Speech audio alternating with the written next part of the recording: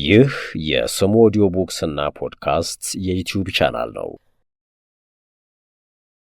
በዚህ ቻናል የተመረጡና በስሙ ኦዲዮ ቡክስ የተዘጋጁ ድንቅ የመጽሐፍት ትረካዎችን፣ ከደራሲያን ጋር የተደረጉ አስደሳች ቆይታዎችን እንዲሁም ማንኛውም ከስነ ጽሑፍ ጋር የተያያዙ ጉዳዮችን ያገኙበታል።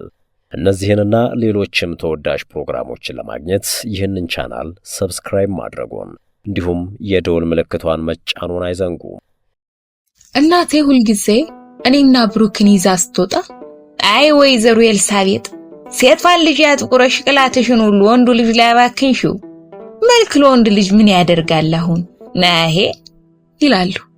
እኔ እንዲህና እንዲያሳስብ ቴሌቪዥኑ ላይ ጓድ መንግስቱ ኃይለማርያም የዛምቢያውን ፕሬዝዳንት ኬኔት ካውንድን ሲቀበሉ የሚያሳይ ምስል መጣ። መንግስቱ ኃይለማርያም በመጣ ቁጥር የሚቀለድብኝ ቀልድ እስኪጀምር ጠበቅኩ። መንጌ እኮ አባትሽ ነው ሊሉኝ ነው። ጠበቅኳቸው። እህቴ ቀደመችና ይሁንልሽ ሜሮን አጎትሽ አባትሽን ሊጠይቅ አዲስ አበባ መጣ። ሁሉም ሳቁ። እኔ ግን ነጭ መሐረቡን እያርገበገበ ከአውሮፕላን ደረጃ ላይ የሚወርደውን አጎቴን ኬኔት ካውንድን እያየው እግዚአብሔር ከነነጭ መሐረቡ ባውሎ ንፋስ ጥርቅ አድርጎ ወደ መጣበት ቢመልሰው እየተመኘው ከንባዬ ተናነኩ።